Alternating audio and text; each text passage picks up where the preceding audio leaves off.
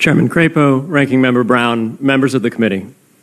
Thank you for the opportunity to speak with you today. My name is Peter Van Valkenburg, and I'm the Director of Research at Coincenter, an independent nonprofit focused on the public policy issues affecting cryptocurrency and public blockchain networks. What is Bitcoin?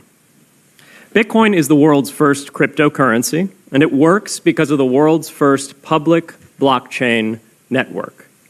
What does Bitcoin do? It's simple.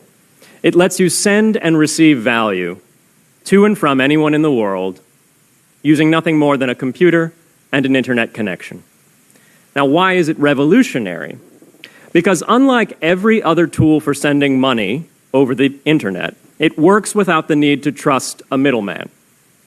The lack of any corporation in between means that Bitcoin is the world's first public digital payments infrastructure. And by public, I simply mean available to all and not owned by any single entity. Now, we have public infrastructure for information, for websites, for email. It's called the internet. But the only public payments infrastructure that we have is cash, as in paper money. And it only works in face-to-face transactions. Before Bitcoin, if you wanted to pay someone remotely over the phone or the internet, then you could not use public infrastructure. You would rely on a private bank to open their books and add a ledger entry that debits you and credits the person you're paying. And if you both don't use the same bank, well, then there'll be multiple banks and multiple ledger entries in between. With Bitcoin, the ledger is the public blockchain, and anyone can add an entry to that ledger, transferring their Bitcoins to someone else. And anyone, regardless of their nationality, race, religion, gender, sex, or creditworthiness, can for absolutely no cost create a Bitcoin address in order to receive payments digitally. Bitcoin is the world's first globally accessible public money. Is it perfect? No. Neither was email when it was invented in 1972. Bitcoin's not the best money on every margin. It's not yet accepted everywhere. It's not used often to quote prices, and it's not always a stable store of value. But it is working, and the mere fact that it works without trusted intermediaries is amazing. It's a computer science breakthrough, and it will be as significant for freedom, prosperity, and human flourishing as the birth of the internet. And Bitcoin is just the beginning. If we can replace private payments infrastructure, then we can replace other private choke points to human interaction as well.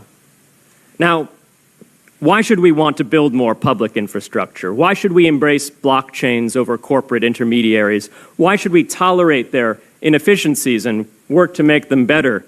Why should we want the pioneers of this technology here in the United States and not fleeing overseas?